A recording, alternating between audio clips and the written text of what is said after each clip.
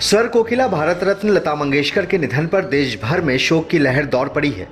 पूर्णिया में कांग्रेसी कार्यकर्ताओं ने स्वर्गीय लता दीदी को श्रद्धांजलि अर्पित की, साथ ही उनकी आत्मा की शांति के लिए 2 मिनट का मौन भी रखा। कांग्रेस नेताओं ने लता दीदी के निधन को अंतर्राष्ट्रीय क्षति बताया है। साथ ही कहा कि मां सरस्वती के विसर्जन के दिन लता मंगेशकर का देहावसान होना ये बताता है कि मां सरस्वती की अवतार थी लता दीदी।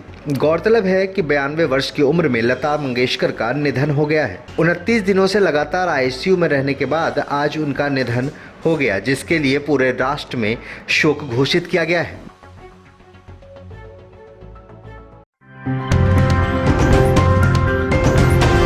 आप देख रहे हैं SDN न्यूज, मुद्दे की बात आपके साथ।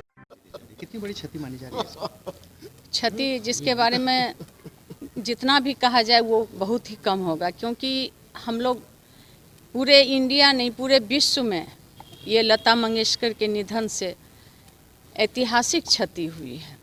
ऐसा क्षति आज तक जो जिनके स्वर से, जिनको कोकिला कहा जाता है, हमारी लता दीदी बचपन से ही जो इनका गाना था, कितने भी कलाकार आए, सब लोग अपने अपने आवाज़ को पहुंचाना चाहे कि हम भी लता के जैसा गाते हैं, लेकिन इनका कोई जोर नहीं रहा।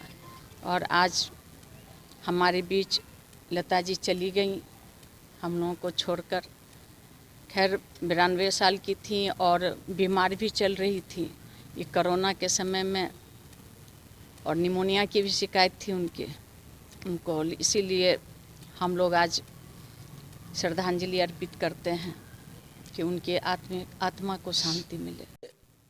सरस्वती पूजा का आज विसर्जन है और यह एक महज संयोग नहीं है कि सरस्वती की साक्षात अवतार 29 सितंबर 1929 को अवतरित हुई मां शारदे की वरद पुत्री स्वर कोकिला, भारत रत्न और पूरे विश्व की सबसे चहेती दीदी का स्वर्गारोहण सरस्वती पूजा के विसर्जन के दिन होना, यह अपने आप में यह बताने के लिए काफ़ी है कि वह मां सरस्वती की अवतार थीं।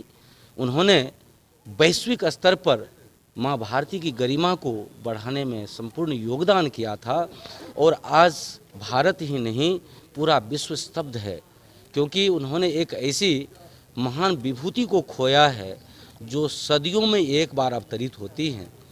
श्रद्धेय लता दीदी ने जो गाने गाए उनमें से एक गाना ऐसा था जिसे सुनकर उस समय के तत्कालीन प्रधानमंत्री श्रद्धेय पंडित जवाहरलाल नेहरू रो पड़े थे। वह गाना था, ये मेरे वतन के लोगों जरा याद करो कुर्बानी। आज उनके श्रद्धांजलि स्वरूप मैं संपूर्ण देशवासियों से बस यही विनती करना चाहता हूं कि यदि आप श्रद्धेय लता दीदी को श्रद्धांजलि देना चाहते हैं तो निश्चित रूप से उनके इन बोल को कि जरा याद करो कुर्बानी और साथ ही साथ मेरी आवाज़ ही पहचान है को ज़रूर याद रखेंगे और लता दीदी को नर्म आँखों से अश्रुपूर्ण श्रद्धांजलि प्रेषित करते हुए बस इतना ही कहना चाहूँगा कि भले ही पार्थिव रूप में वो आज हमारे साथ ना हों, लेकिन लता दीदी जैसी विभूति कभी भी ओझल नहीं हो सकती है दृश्य से।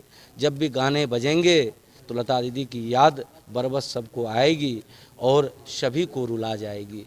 लता दीदी को श्रद्धांजलि अर्पित करते हुए मैं संपूर्ण देशवासियों से, विश्ववासियों से बस यही अपेक्षा करना चाहता हूं कि ये मेरे वतन के लोगों जरा याद करो कुर्बानी। मुझे क्षति तो बहुत बड़ी है, बस मुझे अपनी बचपन की याद आती है। जब हम लोग स्कूल में पढ़ते थे उस टाइम यही चलता था सॉन्ग, ए मेरे वतन के लोगों जरा याद करो कुर्बानियाँ। बस मुझे वही याद आता हमेशा और हम भगवान से ही कृपा करेंगे, भगवान से आत्मा को शांति दे और उसको स्वर्ग में जगह दे।